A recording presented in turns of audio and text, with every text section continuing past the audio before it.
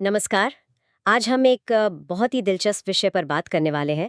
हम Paul David trip की किताब 40 डेज ऑफ ग्रेस के कुछ हिस्सों को खंगालेंगे और हमारा मकसद है ये समझना कि लेखक जिसे ग्रेस या ईश्वरीय कृपा कहते हैं वो असल में है क्या और क्यों उनके मुताबिक ये इतनी बुनियादी और जिंदगी बदलने वाली चीज़ है। तो चलिए शुरू करते हैं। बिल्कुल। और ये स्रोत मतलब ये कृपा को सिर्फ एक धार्मिक शब्द की तरह नहीं देखता, बिल्कुल। बल्कि इसे एक जबरदस्त, बहुत फैली हुई, शक्तिशाली और सच में जीवन बदलने वाली हकीकत बताता है। जी। लेखक तो यहाँ तक कहते हैं कि शायद ईश्वर शब्द के अलावा कोई और शब्द इतना ज्यादा महत्वपूर्ण नहीं है। वाकई। इतना ज्यादा जोर। लेखक इसे परम आध्यात्मिक गेम चेंजर कह रहे हैं। वो अकेली चीज जो किसी भी इंसान को और उसकी जिंदगी के हर पहलू को बदलने की ताकत रखती है। चाहे कोई अमीर हो, गरीब हो, जवान, बूढ़ा, हर किसी को इसकी जरूरत है। ऐसा लगता है जैसे हाँ, जैसे ये सबके लिए है। और दिलचस्प बात यह है, उनके मुताबिक पूरी बाइबल ही असल में इसी कृपा की कहानी है। खोए हुए, भटके हुए, यहाँ तक कि बागी लोगों को भी बिना किसी योग्यता के बचाने की कहानी। ये बताती है कि कैसे ईश्वर ने हमारी इस पाप से भरी दुनिया में हमें बचाने के लिए खुद कदम बढ़ाया। हमारी किसी अच्छाई की वजह से नहीं, बल्कि अपने स्वभाव की वजह से। अच्छा, ये सोचने वाली बात है। और एक चीज मुझे यहाँ बहुत दिलचस्प लगी। लेखक कृपा के विरोधाभासों का जिक्र करते हैं। जैसे वो कहते हैं कि कृपा हमें तबाह कर सकती है, पर साथ ही ऐसी शांति देती है जो पहले कभी महसूस नहीं हुई। ये थोड़ा अजीब नहीं लगता?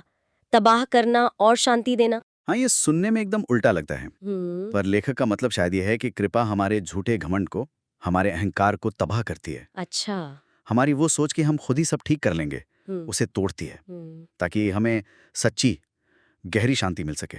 ये हमें हमारी असलियत दिखाती है, हमारी अयोग्यता को स्वीकार करवाती है। हाँ। लेकिन ऐसा करते हुए हमें कभी अकेला या वो क्या कहते हैं, ठुकराया हुआ महसूस नहीं होने देती। समझ गई। तो ये एक तरह की तोड़-फोड़ है ताकि कुछ बेहतर बन सके। बिल्कुल। स्रोत आगे यही बताता है, कृपा हमारी कमजोरियों को उजागर कर सकती है, हाँ, लेकिन साथ ही नई ताकत भी देती है। हम्म। ये हमारे अंधेपन को दिखाती है जो हम देख नहीं पा रहे, और साथ ही देखने की काबिलियत भी देती है। ये हमें दुखित कर सकती है हमारी हालत पर साथ ही ऐसा आनंद भी देती है जिसे कोई छीन नहीं सकता। सिर्फ एक कहानी या कोई सिद्धांत या कोई ताकत नहीं है। कृपा एक व्यक्ति है और उनका नाम यीशु है। यीशु ही ईश्वर की कृपा का साकार रूप है। ये तो ये तो पूरी बात को एक अलग ही लेवल पे ले जाता है। सही कहा। ये कृपा को सिर्फ एक विचार से निकालकर एक रिश्ते में बदल देता है। तो फिर ये सवाल उठता है कि हमें इस कृपा की इतनी जरूरत क्यों है? क्या हम मतलब खुद ही ठीक ठाक नहीं जी सकते? स्रोत के पहले दिन का अंश कहता है कि हमारी अपनी धार्मिकता का सबसे बढ़िया काम भी, यानी ईश्वर की नज़र में सही होने की हमारी अपनी कोशिशें, वो कभी भी उनके मयार पर खरी नहीं उतरती। हाँ, और यहाँ लेखक एक बहुत जरूरी फर्क बताते हैं। वो कहते हैं कि पाप सिर्फ गलत काम करना नहीं है, जैसे कोई नियम तोड़ दिया, बल्कि उससे कहीं ज्यादा गहरा है। ये दिल की एक हालत है, एक झुकाव है जिसके नतीजे में हम गलत काम करते हैं। मतलब हम पाप करते हैं क्योंकि हम अंदर से वैसे हैं। अच्छा, तो जैसे बुखार सिर्फ एक लक्षण है, बीमारी कुछ और है। बिल्कुल सही उपमा है। हम सिर्फ लक्षणों का इलाज नहीं कर सकते, जड़ तक जाना होगा। लेखक कहते हैं कि हर इंसान इसी हालत में है, और ये हालत हमें ईश्वर के मेयार पर खरा उतरने से रोकती है। चाहे हम कितनी भी कोशिश कर लें या बिल्कुल परवाह न करें, हम सब उस मेयार से कम रह जाते हैं। हम सब लाचार हैं, दोषी हैं, और अपनी मदद खुद नहीं कर सकते। ये मानना तो काफी मुश्किल है कि हम ही अपनी सबसे बड़ी समस्या हैं। स्रोत के दूसरे दिन का अंश भी इसी बात को छूता है। हम कितनी आसानी से अपनी परेशानियों के लिए दूसरों को, ये हालात को दोष दे देते हैं, है ना? मेरा गुस्सा, अरे वो तो सामने वाले की गलती थी। मुझे सब्र नहीं, क्योंकि ट्रैफिक बहुत खराब था। हम हमेशा बहाने ढूंढ लेते हैं। बॉस, परिवार, दोस्त, हालात, लिस्ट खत्म ही नहीं होती। हाँ, ये बहुत स्वाभाविक है, लेकिन बाइबल आईना दिखाती है कि असली मुद्दा हम खुद हैं। इसीलिए हमें ऐसी मदद चाहिए जो हम खुद को नहीं दे सकते।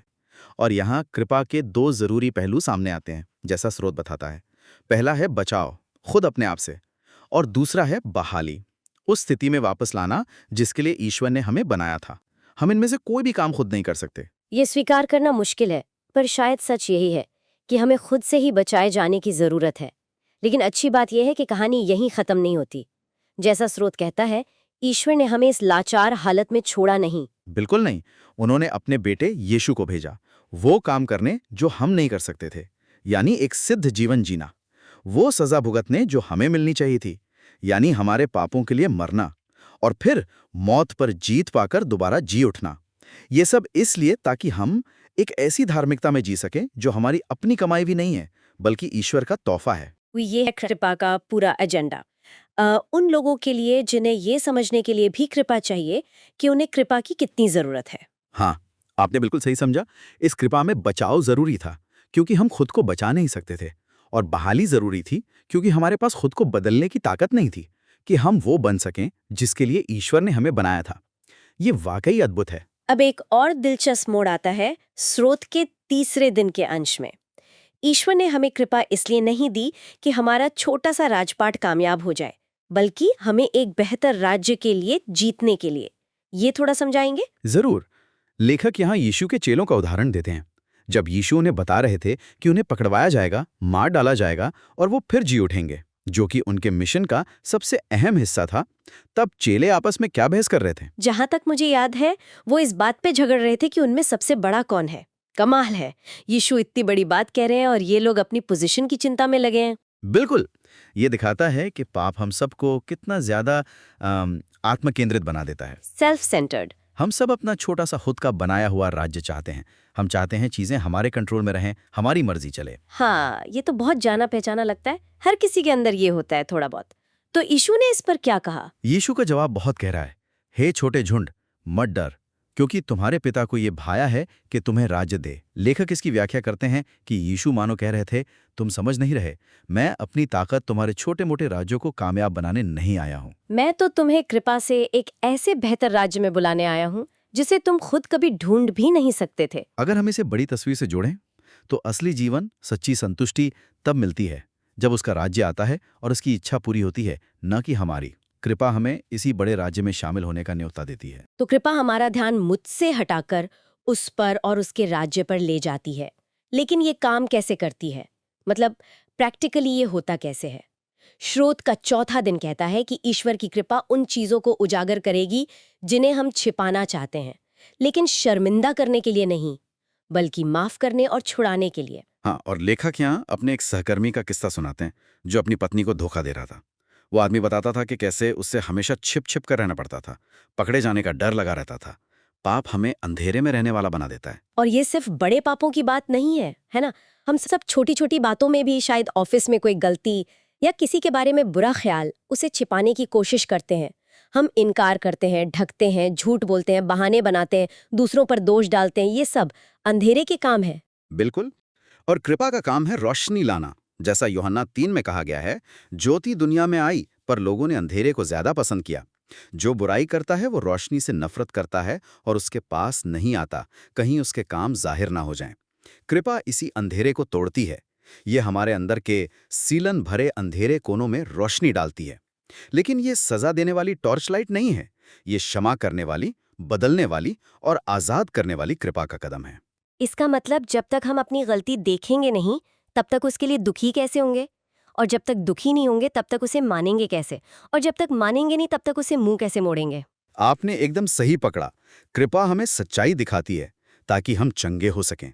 ये पर्दाफाशी शर्मिंदगी के लिए नहीं, बल्कि आजादी के लिए होती है। और आजादी की बात चली है तो स्रोत का 5वां दिन अतीत से मुक्ति की बात करता है। ये भी एक बहुत बड़ी जरूरत है। जैसे पेड़ से गिरे पत्ते वापस नहीं लग सकते, वैसे ही बीता हुआ कल बदला नहीं जा सकता। हम सबने गलतियां की हैं, ऐसे काम किए जिनका हमें पछतावा है। हाँ, हम में से कोई भी परफेक्ट नहीं है। हम सब कभी ना कभी गलत इच्छाएं रखते हैं, गलत फैसले लेते हैं, कठोर हो जाते हैं। गुस्सा, जलन, बदला लेने की भावना, ये सब कहीं ना कहीं हमारे अंदर रही हैं और अतीत का बोझ हमें दबा सकता है। तो कृपा इसमें कैसे मदद करती है? क्या वो अतीत को मिटा देती है? नहीं, कृपा इनकार या इतिहास को दोबारा लिखना नहीं है। ये उससे कहीं ज्यादा बेहतर है। ये क्षमा करने वाली और बदलने वाली कृपा है। लेखक कहते हैं कि यीशु के लहू से हमारा अतीत पूरी तरह से ढक गया है, मतलब माफ कर दिया गया है। यह हमें अतीत के बोझ से आजाद करती है ताकि हम वर्तमान में पूरी तरह जी सकें, भविष्य की ओर आशा के साथ देख सकें। जैसा फिलिपियों में पौलुस कहते हैं, जो बातें पीछे रह गई हैं उन्हें भूलकर आगे की बातों की ओर बढ़ता हुआ निशाने की ओर दौड़ा चला जाता हूं। कृपा हमें ये करने की आजादी देती है। तो ये हमें अतीत की गलतियों के बोझ को ढोने की जरूरत से मुक्त करती है, ताकि हम उस काम पर ध्यान लगा सकें जिसके लिए ईश्वर ने हमें आज अभी बुलाया है। बिल्कुल। और यहीं पर एक जरूरी सवाल उठता है कि किसी का अतीत उसकी आज की हकीकत को कितना कंट्रोल करता है। जबकि कृपा तो उसे उस अतीत से आज़ाद होने का रास्ता दिखाती है। क्या हम उस आज़ादी को अपना रहे हैं? तो इस सारी बातचीत का सार क्या निकलता है? हमने पॉल डेविड ट्रिप के नज़रिए से देखा कि कृपा ईश्वर का एक बुनियादी, जिंदगी बदल देने वाला तोहफा है, जो यीशु में सबसे ज़्यादा जाहिर होता है। पाप की वजह से हमें इसकी सख्त ज़रूरत है, क्योंकि हम खुद को बचा नहीं सकते। इसमें हमें बचाने, हमें फिर से बहाल करने, हमारा ध्यान खुद से हटाकर ईश्वर के राज्य की तरफ मोड़ने, हमारे अंदर के अंधेरे को उजागर करके हमें चंगा करने और हमें अतीत के बोझ से आज़ाद करने की ताकत है। इन अंशों पर सोचते हुए एक विचार जो मन में आता है वो ये है, अगर कृपा वाकई एक ईश्वरीय तोहफा है और साथ ही यीशु का व्यक्तित्व भी, जैसा कि स्रोत बताता है, तो इस नजरिए से अपनी रोजमर्रा की चुनौतियों या अपनी निजी असफलताओं को देखना, ये किसी के रवैये या प्रतिक्रिया को कैसे बदल सकता है? क्या ये हमें सिर्फ पॉजिटिव सोचो या खुद को बेहतर बनाओ वाली सोच से आगे ले जा सकता है, उस असली बदलाव की तरफ जिसकी बात लेखक कर रहे हैं, जहां हम अपनी लाचारी को मानते हैं पर साथ ही ईश्वर की दी हुई ताकत और उम्मीद में जीते हैं? ये वाकई सोचने लायक बात है। ये गहरी चर्चा पॉल डेविड ट्रिप की 40 दिनों की ग्रेस पर आधारित थी। इस सामग्री को हमारे साथ इस सफ़र के लिए साझा करने